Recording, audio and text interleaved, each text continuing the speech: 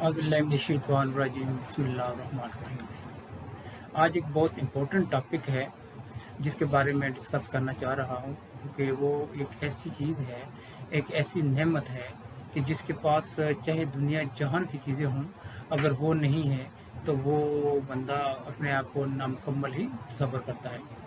वो है जी इनफर्टिलिटी, भांजपन या बे-औलादी। आज हम डिस्कस करेंगे कि ये है क्या, बे-औलादी या इनफर्टिलिटी है क्या।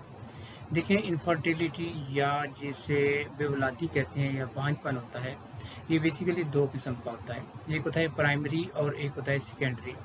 प्राइमरी का मतलब ये है कि कंसीव हुआ ही नहीं है, जब से शादी हुई है कपल ने कंसीव किया ही नहीं है, फीमेल प्रेग्नेंट हो ही नहीं सकी। जबकि जो सेकेंडरी है उसका मतलब ये है कि एक आध बच्चा तो हुआ है, लेकिन उसके बाद सेकंड प्रेगनेंसी अगर नहीं हो सकी, वो नहीं हो सकी। इसकी बहुत सारी वजूहत हैं, और इसकी चीज़ें जीते वजूहत जो सबसे इम्पोर्टेंट हैं, जो पेशेंट हम डील करते हैं और हमारे पास आते हैं, ज़्यादा उन पे आज डिस्कस करते हैं कि उसकी क्या काज होती है। याद रखना, सबसे पहले तो स्ट्रेस है ना, स्ट्रेस। अच्छा, फिर लाइफस्टाइल, फिर ईटिंग बिहेवियर, ठीक है जी।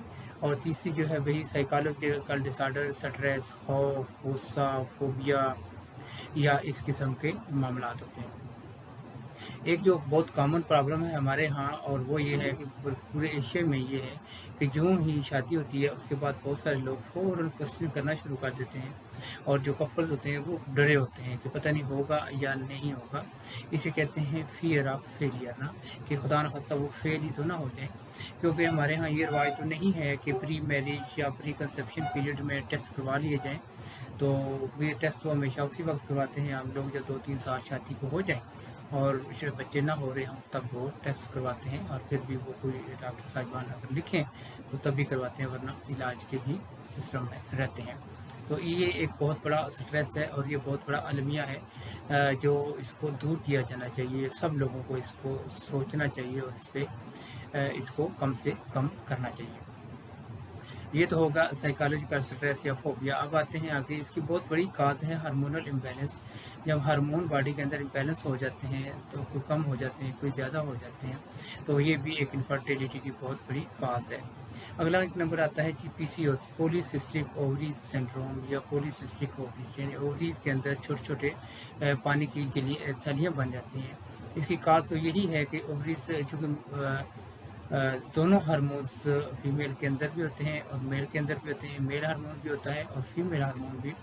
मेल हार्मोन एंड्रोजन जो है बॉडी के अंदर थोड़ा ज़्यादा हो जाता है जिस वजह से पीसीओएस या ओवरीज सिस्ट बनना शुरू हो जाती हैं।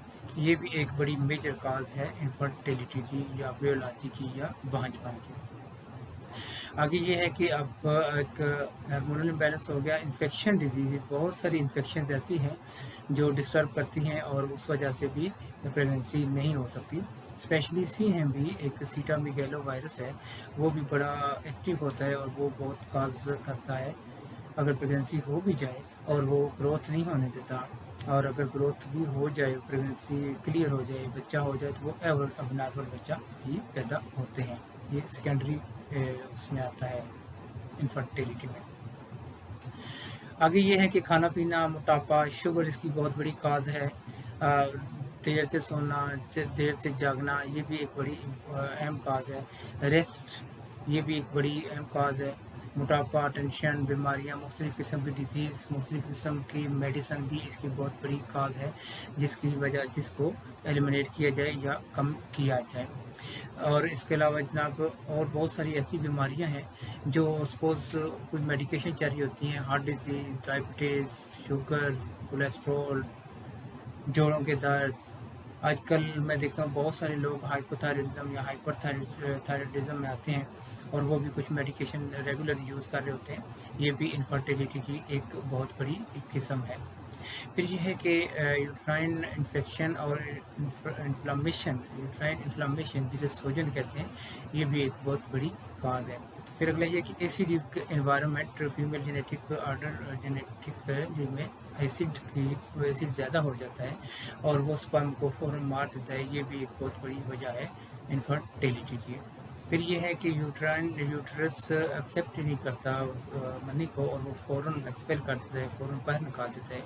یہ بھی انفرٹیلیٹی کی ایک بہت بڑی قسم ہے.